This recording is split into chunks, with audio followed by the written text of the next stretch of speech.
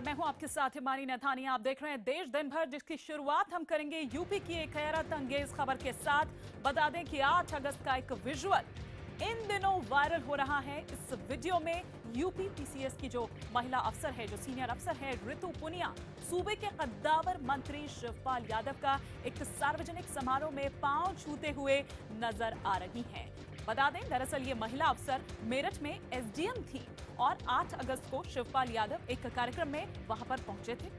जब शिवपाल यादव मंच पर बैठे थे तो ऋतु पुनिया पीछे से आती हैं, जो कि आप तस्वीरों में देख पा रहे हैं, और सार्वजनिक समारोह में मंत्री के पांव छू लेती हैं। इस वीडियो के वायरल होने के बाद बीजेपी ने अब अखिलेश सरकार को निशाने पर लिया है।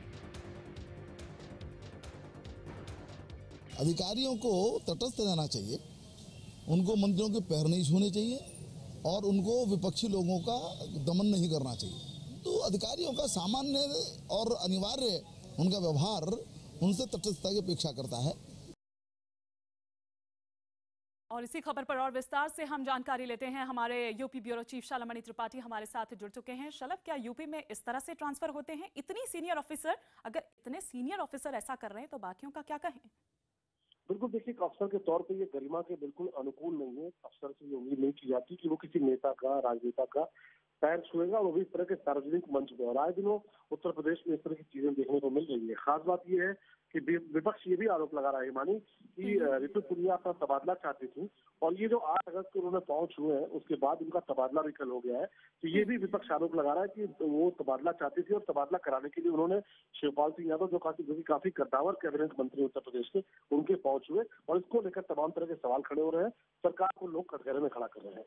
हाँ बिल्कुल, लेकिन शलभ, ये कोई पहली बार नहीं है जब इस तरह की तस्वीर सामने आई हो। यूपी में हमने देखा है कि इससे पहले किस तरह से नेताओं के पैर छुए जाते हैं, उनके जूते उठाए जाते हैं। तो मतलब क्या है स्थिति? और अगर ये स्थिति है तो फिर आम जनता को क्या न्याय देंगे या उनके लिए क्या करेंगे? देखिए, निश्चित तौर पर बहुत बड़ा सवाल है आप जो पूछ रही हैं, और ये वो अधिकारी हैं जो बहुत कड़ा इम्तिहान पास करके जाते हैं। वो इम्तिहान वो अपनी बदौलत पास करते हैं, और जब वहां पर जाते हैं तो उनसे ये उम्मीद की जाती है कि वो आम लोगों की, आम जनता की आवाज उठाएंगे, उनके लिए निष्पक्ष कार्रवाई करेंगे। लेकिन कोई अधिकारी अगर नेता के पांव छू रहा तो कैसे माना जाए कि वो निष्पक्ष ढंग से काम कर पाएगा? शुक्रिया शलभ इस तमाम जानकारी के लिए आपका।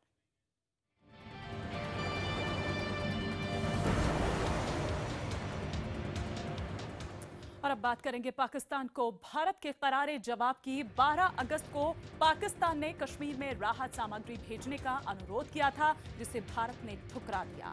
विदेश मंत्रालय ने पाकिस्तान की इस पेशकश को ठुकराते हुए कहा है कि पाकिस्तान पहले ही कश्मीर में अवैध हथियार, ड्रग्स, नकली नोट और आतंकियों को ये तमाम चीजें भेज चुका है और अब उसकी कोई जरूरत नहीं है।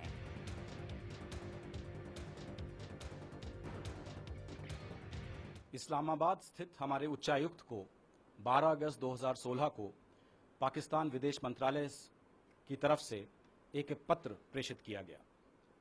इस पत्र में भारत के राज्य जम्मू और कश्मीर के लिए राहत सामग्री सप्लाई करने का प्रस्ताव किया गया है, जिसे हम बिल्कुल बेतुका मानते हैं।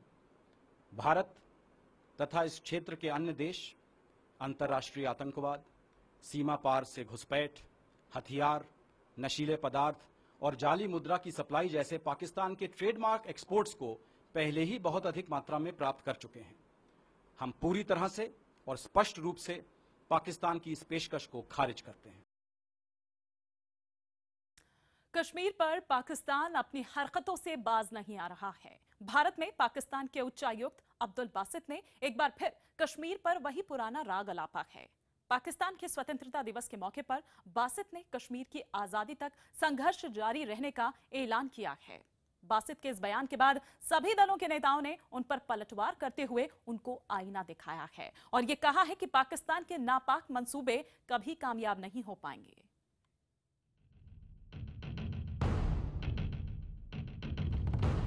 पाकिस्तान की सलामती, उसके इस्तेहकाम के लिए हम कोई भी कुर्बानी देने से गुरेज नहीं करेंगे। कश्मीर को लेकर ये पाकिस्तान की बौखलाहट है।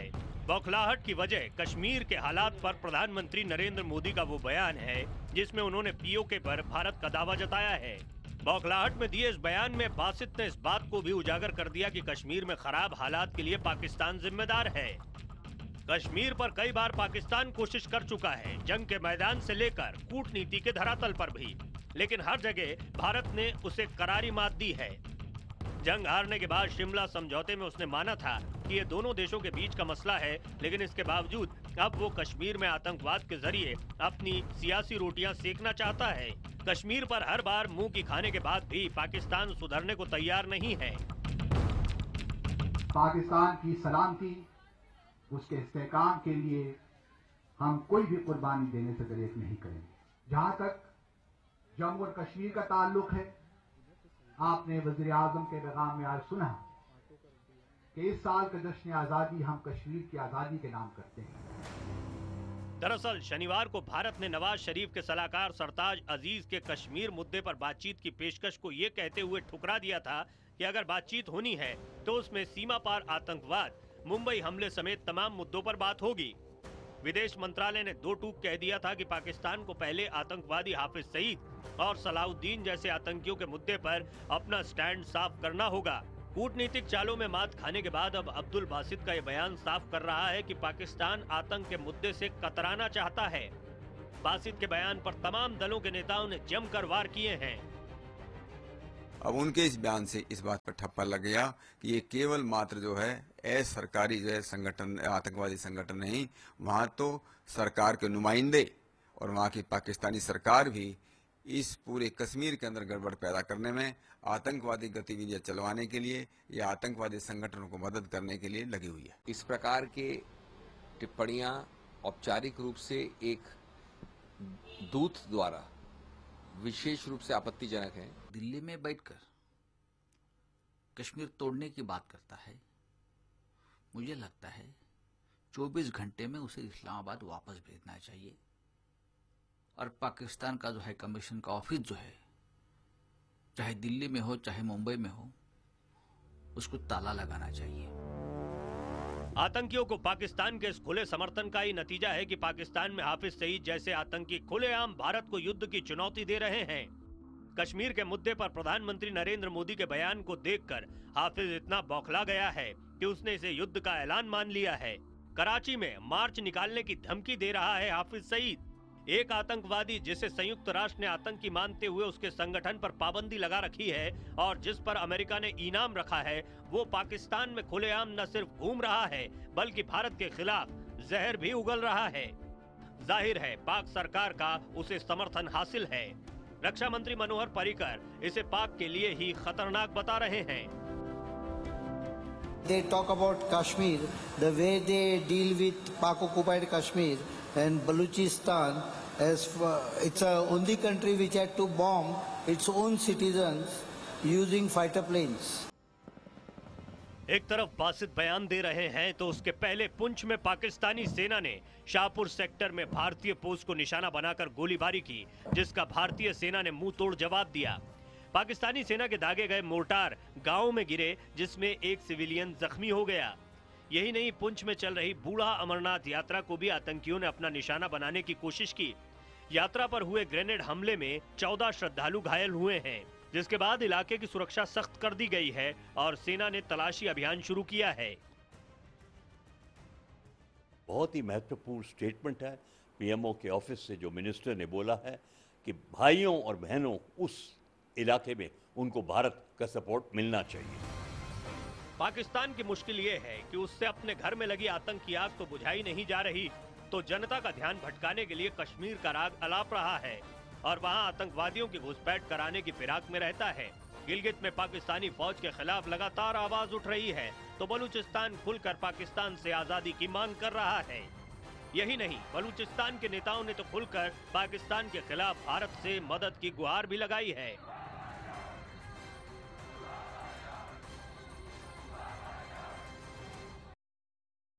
तो एक तरफ पाकिस्तान कश्मीर राग अलाप रहा है, तो दूसरी तरफ उसका बलूचिस्तान आजादी की जंग लड़ रहा है। लेकिन अब हालात इतने बुरे हो गए हैं कि पाकिस्तान फौज वहां पर सरेआम रेप की वारदात को अंजाम देते हैं और उन पर जुल्म ढाते हैं। गरीबी इतनी है कि वहां के लोग शरीर के अंग बेचने को मजबूर हो रहे हैं। अपना विरोध जताने के लिए बलूचिस्तान के लोग आज ब्लैक डे मना रहे हैं। एक तरफ पाकिस्तान आजादी का जश्न मना रहा है, तो दूसरी तरफ बलूचिस्तान के लोग काला दिवस, क्योंकि पाकिस्तान की फौजें बलूचिस्तान के लोगों पर जमकर जुल्म कर रही हैं। कश्मीर में बार बार मानवाधिकार हनन का मामला उठाने वाले पाकिस्तान की फौजें बलूचिस्तान में लोगों के साथ जानवरों से बदतर सलूक कर रही हैं। शनिवार को ही पाकिस्तानी फौजों ने बलूचिस्तान में 19 लोगों की गोली मारकर हत्या कर दी। बलूच नेताओं का कहना है कि 1948 से पाकिस्तान ने बलूचिस्तान पर जबरन कब्जा जमा रखा है और तब से पाकिस्तान की फौजें बंदूकों के दम पर उनकी आवाज को दबाने की कोशिश कर रही हैं, लेकिन बलूच नेता झुकने को तैयार नहीं। जुल्म की तो सारी हदें पार हो चुकी हैं। हमारे पास तो ऐसे भी मरना है और वैसे भी मरना है। हमने तो मौत से दोस्ती कर ली। बलूचिस्तान के नेताओं की बात पर यकीन करें तो अब तक बलूचिस्तान की आजादी की जंग में 2 लाख से ज्यादा लोग मारे जा चुके हैं, जबकि हजारों बलूच नागरिक पाकिस्तान की जेलों में बंद हैं। बलूच नेताओं का कहना है कि बलूचिस्तान में पाकिस्तानी फौजों का अत्याचार इस कदर बढ़ गया है कि रोज यहाँ पर 100 लोग मारे जाते हैं और यही कारण है कि बलूचिस्तान के नेता पाकिस्तान की आजादी के दिन काला दिवस मनाते हैं। प्रधानमंत्री मोदी के बलूचिस्तान में मानवाधिकार हनन का मुद्दा उठाए जाने के बाद अब बलूच नेता चाहते हैं कि उनकी आवाज को दुनिया के सामने रखने में भारत की मदद भी मिले। हम ये नहीं कह रहे हैं कि सिर्फ हमारी हेल्प करें या हम जो कुछ कह रहे हैं ये वो सही है। आप खुद आएं, देखें बलूचिस्तान में क्या हो रहा है। और जब आप किसी और मुल्कों में इंटरफेयर कर सकते हैं, लिबिया में, सीरिया में, why not in Balochistan? Pakistan believes in Talibanization, in jihadism, in extremism, तो वो ये सारा नासूर हमारे में भी फैला रहा है। भारत ने भी पाकिस्तान को नसीहत दी है कि अगर उसने दूसरों के मामले में टांग अड़ाना बंद नहीं किया तो पाकिस्तान के फिर से टुकड़े हो सकते हैं। अगर ऐसे ही चलता रहा, ये भारत के आंतरिक मामलों में इस तरह से दखल देते रहे और अपने लोगों का जिस प्रकार जैसे कहते हैं हम उनकी उपेक्षा करते रहे, जैसे बलूचिस्तान में हो रहा है, तो एक दिन शायद ऐसा भी आ सकता है कि बलूचिस्तान जो है वो भी पाकिस्तान से अलग हो जाए। पाकिस्तान को आत्मनिरीक्षण करना चाहिए तुरंत, क्योंकि ये रवैया अगर रहा पाकिस्तान का बाहरी रवैया और अपने देश में आंतरिक रवैया, तो मैं समझता हूं कि ये पाकिस्तान नाम का देश ही नहीं बच पाएगा। पाकिस्तानी फौज बलूचिस्तान में जिस तरह के जुल्म को अंजाम दे रही है, उससे मानवाधिकार को लेकर पाकिस्तान की बातें खोखली साबित हो जाती। Bureau report, IBN 7। यूपी की कानून व्यवस्था को लेकर लगातार सवाल खड़े हो रहे हैं। जमीन कब्जाने की भी लगातार शिकायतें मिलती रही हैं और मुलायम और शिवपाल यादव दोनों ने अपनी पार्टी के लोगों को जमीन कब्जे से दूर रहने की नसीहत भी दी है, लेकिन जमीन कब्जे को लेकर दबंगों पर कार्रवाई करने में पुलिस नाकाम रही है। अब परिवार को प्रशासन से उम्मीद है। ये टूटा बिखरा आशियाना, ये टूटी छप्पर और बिखरे सामान चीख चीख कर दबंगों की दबंगई की दास्तां कह रहे हैं। जिंदगी भर की कमाई से कोई अपना आशियाना बनाता है और जब वो बिखर जाता है तो उसे समेटने की आखिरी कोशिश होती है, और वही कोशिश कर रहे हैं ये बुजुर्ग, ये महिला और ये लड़का। दरअसल ये मामला है कन्नौज का, जहां दबंगों ने कोतवाली के पास अपने पुश्तैनी मकान में रह रहे दीनानाथ का घर ढहा दिया। आरोप है कि वो इस जमीन पर कब्जा करना चाहते हैं। खाना बनाते हैं हमें हाथ पकड़ के घसीट के बाहर निकाल दिया कि यहाँ मकान तोड़ा जाएगा, भाग जाओ यहाँ से। हम लोगों ने चिल्लाया लेकिन कोई मदद करने वाला नहीं था वहाँ पे। उसके डर की वजह से कोई नहीं आया। अपने घर को ढहता देख ये परिवार दौड़ा दौड़ा थाने पहुंचा और पुलिस से गुहार लगाई, लेकिन आरोप है कि वो गिड़गिड़ाते रहे लेकिन पुलिस वालों का दिल नहीं पसीजा। आरोप तो ये भी है कि इस परिवार के लोगों ने पुलिस के आला अफसरों से भी गुहार लगाई, लेकिन अब तक कोई कार्रवाई नहीं हुई है। देने गए थाने में किसी दिन ली नहीं है। अब क्या करें, बरसात हो रही है, देख रहे हैं अब मकान गिरा पड़ा, हम लोग कहाँ कैसे जिए, कैसे क्या करें। दबंग भूमाफिया के इस करतूत पर कोतवाली पुलिस कुछ भी बोलने से कतरा रही है। परिवार वालों ने अब पुलिस के अलावा जिले के आला प्रशासनिक अफसरों को भी इस मामले में शिकायत की है। अब ये देखना होगा कि इस मामले में कोई कार्रवाई होगी या दबंगों का तांडव जारी रहेगा। Bureau report, IBN 7।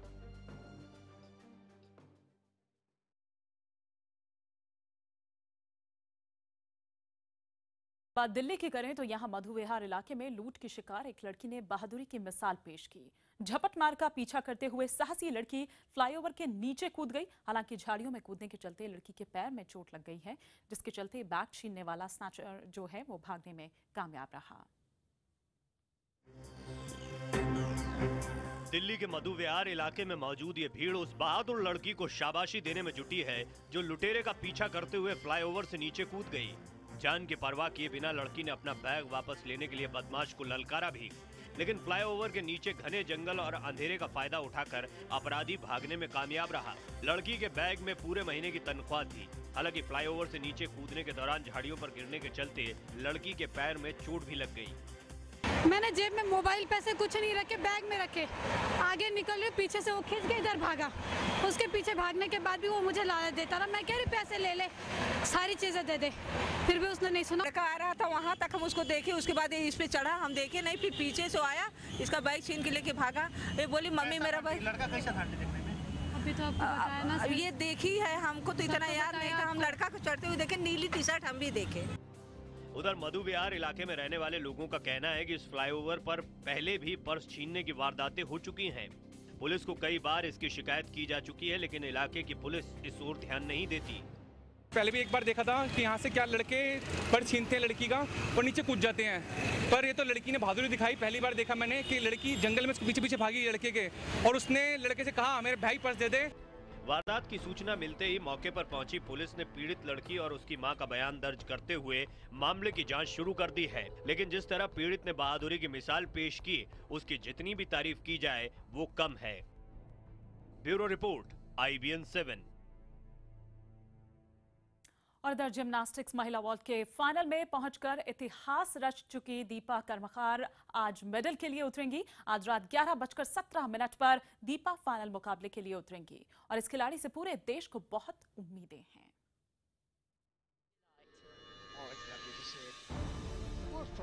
रियो में एक हफ्ता बीतने के बाद भी पदक का खाता नहीं खोल पाए भारतीय दल को अब सबसे बड़ी उम्मीद दीपा कर्मकार से है।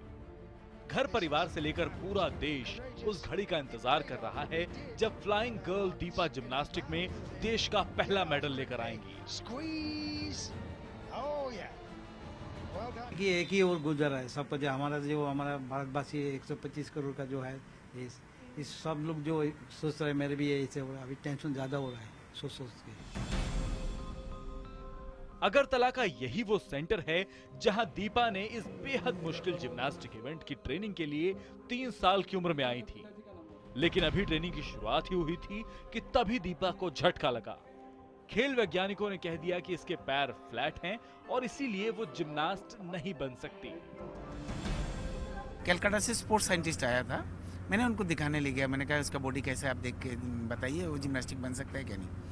उन्होंने बोला दीपा तो फ्लैट फुटेड है, उसको जिम्नास्टिक में थोड़ा सा मुश्किल होगा, क्योंकि 3 आइटम जो है, floor exercise, balancing beam and bolting table, उनमें जंपिंग मूवमेंट ज्यादा है। लेकिन दीपा ने तो खेल वैज्ञानिकों को चुनौती देने की ठान ली। कड़ी मेहनत और लगन का नतीजा मेडल बोर्ड में दिख रहा है। अवार्ड्स की झड़ी लग गई। ये सब बस इसलिए हुआ क्योंकि दीपा ने कभी हार मानना सीखा ही नहीं था। वो एक जिद्दी है, आप लोगों को पता नहीं क्या, मेरी बेटी बहुत जिद्दी है।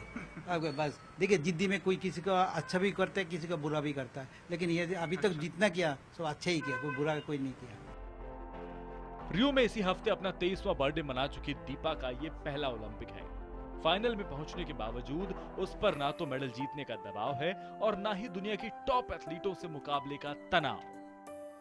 प्रेशर तो बिल्कुल भी नहीं है। मुझे मैं जितना सीख के आई हूँ, मैं वही 2 वॉल्ट कर दूँ, मैं बहुत खुश हूँ और मेरा पूरा कोशिश रहेगा उस दिन अच्छा करो। मेडल भी हो सकता है, ना भी हो सकती, क्योंकि उस दिन के ऊपर है। मेरे से और भी अच्छे हैं जो 2008 की ओलंपिक चैंपियन है, 2012 की इस वर्ल्ड की चैंपियन, वो मेरे साथ है। मेरे को लगता है अभी नहीं है, क्योंकि मेरे जो सुबह से बात हुआ, बात का जो ढंग पता चला, लगता है अभी को कंफर्टेबल हो गया बस। इसलिए देखिए अभी तो काल के लिए मैं बोलता है, देखो इतना सिर्फ एक ही बात बोलता है, एक दिन बताया दे तो सारे के सारे मीडिया तुम्हारा तरफ देख रहे हैं। कोई तो यहाँ पे नहीं, मेरे तो विलेज में मैं जहाँ भी जाता हूँ, खाने के लिए जहाँ भी जाता हूँ, वही पीछे से बोलता है मेडल तो जरूर मिलेगा ना मैडम। तमाम संघर्षों और आर्थिक तंगी का सामना करने के बाद दीपा कर्मकार इतिहास रचने से मात्र 1 कदम दूर है। साथ ही एथलीटों से लेकर सीमा पर जवान तक उस 1 कदम के लिए पूरा देश दीपा के साथ खड़ा है। दीपा का ये 1 कदम जिम्नास्टिक में भारत को पहला मेडल दिलाएगा ही, वो भी ऐसे समय में जब ओलंपिक में अब तक का सबसे बड़ा भारतीय दल मेडल के सूखे से जूझ रहा है। रियो ओलंपिक में दीपा कर्मकार का अब भी पदक की दौड़ में बने रहना अपने आप में एक बड़ी उपलब्धि है। 15 अगस्त को दीपा न सिर्फ खुद को बल्कि पूरे देशवासियों को एक शानदार तोहफा देने की तमन्ना रखती हैं। कैमरामैन पीके दास के साथ Vimal Kumar, Rio de Janeiro, IBN7।